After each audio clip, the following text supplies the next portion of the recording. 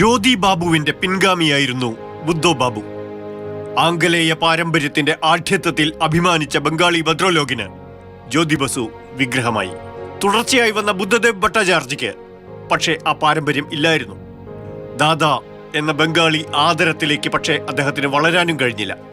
ബംഗാളി സാഹിത്യത്തിൽ ഓണേഴ്സ് ബിരുദം നേടി. സ്കൂൾ അധ്യാപകനായി തുടങ്ങി യുവജന പ്രസ്ഥാനത്തിൽ തിളങ്ങി. 22-ാം വയസ്സിൽ പ്രതാപകാലത്ത് കമ്മ്യൂണിസ്റ്റ് പാർട്ടിയുടെ സംസ്ഥാന കമ്മിറ്റിയിലും 27-ാം വയസ്സിൽ സംസ്ഥാന നിയമസഭയിലുമെത്തി. പ്രമോദ് ദാസ് ഗുപ്തയുടെ സംഘടനാ ശിക്ഷണം, ജ്യോതി ബസുവിന്റെ പാർലമെന്ററി ശിക്ഷണം. 2000-ൽ ജ്യോതി ബസുവിൽ നിന്ന് അധികാരമാറ്റം.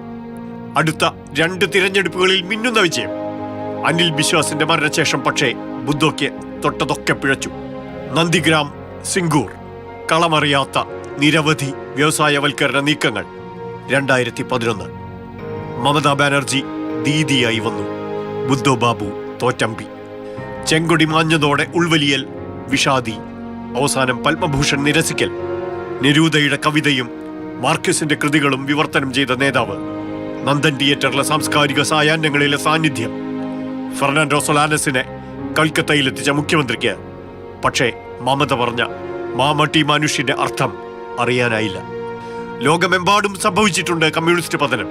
പക്ഷേ ആചാര്യന്മാർ കയ്യേൽപ്പിച്ച മൂലധനത്തിന് മിച്ചമോ മൂല്യമോ നൽകാനായില്ലെന്ന നഷ്ടബോധവുമായാണ് ബുദ്ധോ ബാബു മടങ്ങുന്നത്. മാതൃഭൂമി ന്യൂസ്, തിരുവനന്തപുരം.